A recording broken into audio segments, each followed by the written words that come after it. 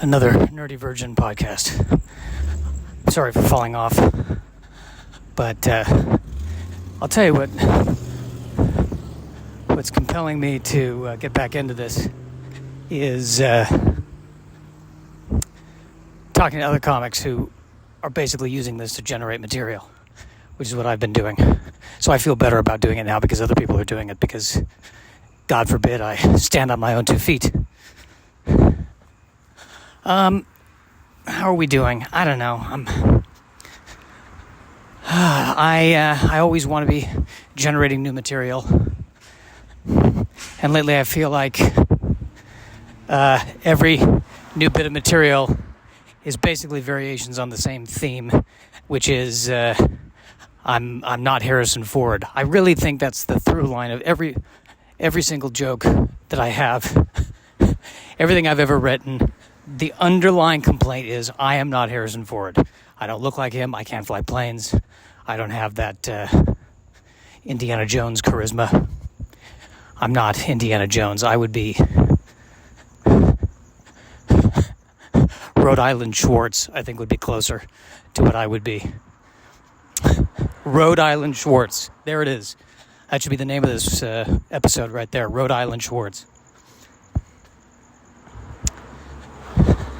And I think the other issue is that if I'm alone for too long, I mean, I begin to think I'm the alpha male, which makes sense because when no one else is around, yes, I'm the alpha male. It's why I like to be alone so often. It's the only way that I can be the alpha male. And you know what?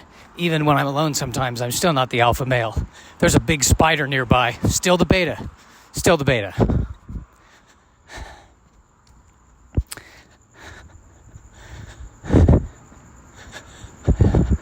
I like spiders. Can I just say, I know people hate them. People are afraid of them.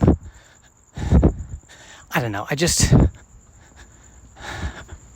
just a presence with the spiders. And they kill the other bugs. So I always want to leave the spiders alone. Spiders and cats. I'm more into those. The communal animals. I don't know. The ants. Ants always bother me. Want to walk up to an ant and go, "You're a follower. We know that. You don't have an original idea in your head." Going with the motions, going with the crowd. Typical. Ants, the improv comedians of the insect world. Why am I so down on improv comics? That's wrong. I shouldn't be. I make fun of improv comics way too much.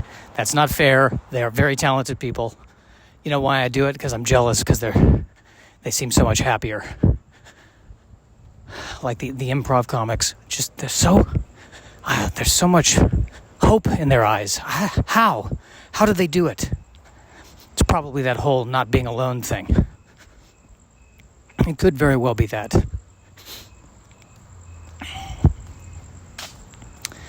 But at any rate, it's currently 190 degrees in Burbank and in the shade, and I'm thrilled with that, with all the rain and the hurricane, quote unquote, that came through. I love the heat. Give me more of the heat. Only issue with the heat is that I have trouble sleeping at night, but I had trouble sleeping before. I'm beginning to think I just have trouble sleeping.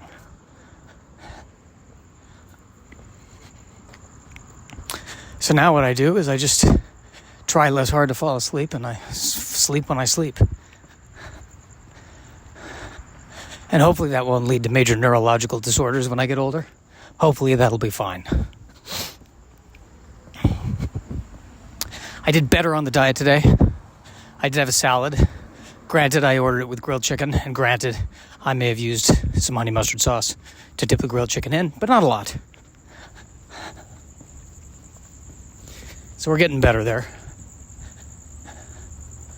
Just doing everything I can to not die. Rhode Island Schwartz. It belongs in a museum. Well, Rhode Island Schwartz, I'll just pull a gun on it. You know what? Keep it. It's fine. I don't want to. I'm sorry I bothered you. I'm gonna head out now.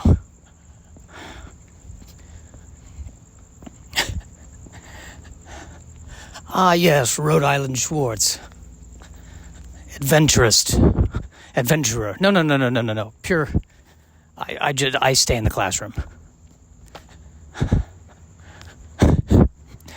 Rhode Island Schwartz. There's a dig we want you to come check out. Is it outside of the Orange County area? Yes. Oh, then I'm not interested.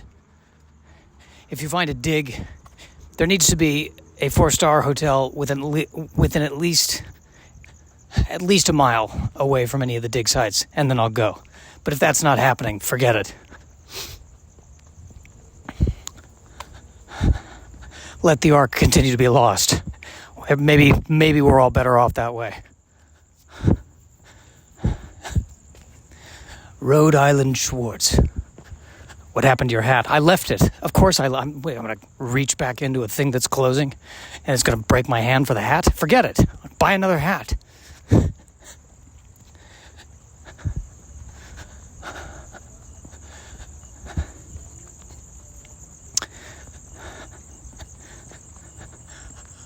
All right, that felt good.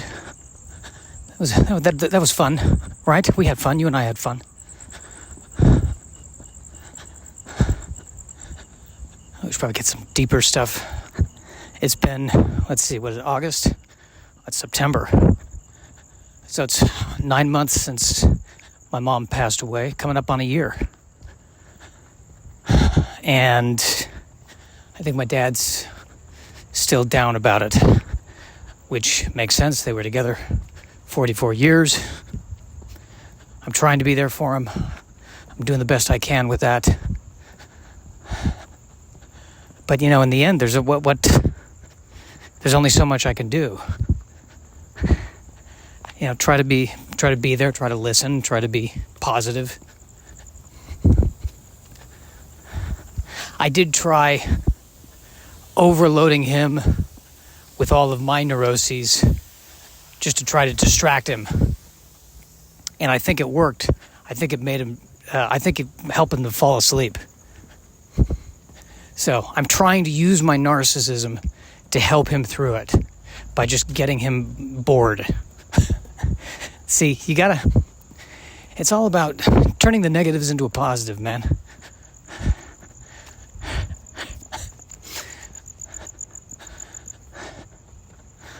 So we'll see how that goes. Hopefully. Hell, I don't know. That's the other tragic thing about this whole thing, is that my dad did everything right, He stayed with my mom. He helped her when she was sick. He was there every step of the way. And he's still alone.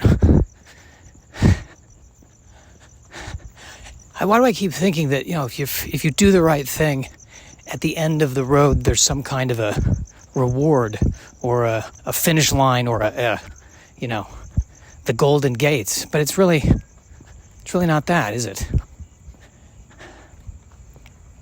Things are good and then they're bad and then they're good and then they're bad. And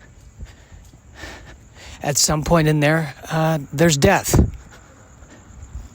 And if you hit death on a good, that's tragic. If you hit death on a bad, it's all tragic. I mentioned this was a comedy podcast.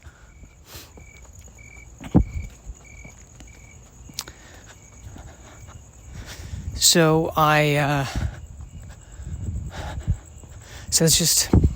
it's not watching what my dad is going through is not helping me with my own demons as it relates to relationships, because I'm seeing what he's going through and I'm going, oh, I'm better off being alone. And that's not healthy. Okay, it doesn't matter that I might be right. It's still not healthy. Still totally not healthy.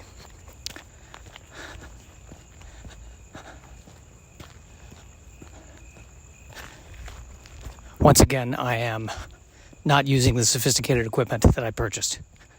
But we're getting to the point now the cell phone is almost as sophisticated as all this equipment. I just know it's not perfect sound. There's a lot of the sibilants are going to explode in your ear a little bit. To that I say I am sorry.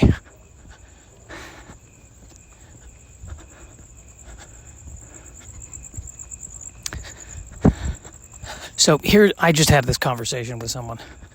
He asked me, "Hey, have you watched that show, The Expanse?" And I had to be honest with him. I said, "Listen, I don't like the way the ships look, so I didn't get invested in the show.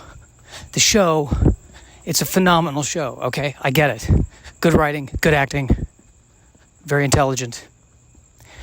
I still remember the pilot episode. It had everything you could want in a sci-fi show. And nevertheless, the thing that's seared into my brain is just that boxy-looking ship. I mean, it's probably how the ships would actually look. But it's a little Volvo. I hate to say it. And I'm a huge Volvo fan. Don't get me wrong. I have respect for the Volvo, but I guess I've learned that, I need a sexy ship. That's what I need. Who knew? Who knew, man? Who knew?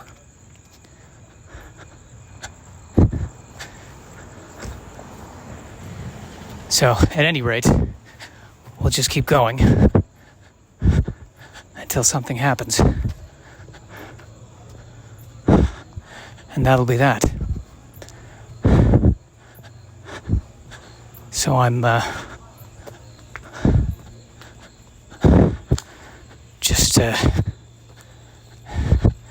here's another problem I've been having. Whenever I have been taking my evening constitutionals, I've been running into these spider webs. And I know I was just talking about how wonderful spiders are, and I'm going to stick to that. But I keep getting caught in the webbing. I've ruined a lot of spiders' nights. So many spiders have gone, come on, man.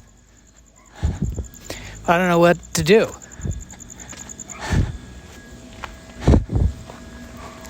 They think that no one's ever going to walk there. Or they're trying to catch me. And they're sitting there going, I don't get it. I mean, he's not that strong. I totally should have caught him in the web. How is he getting through? He's not an alpha.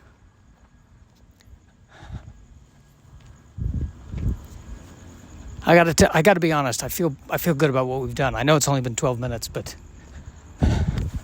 it might be good to stop here.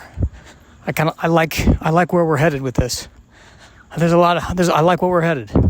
Why don't we end on a high note? Leave them wanting more, right? Is anyone listening? How can it be if... All right, I'm stopping.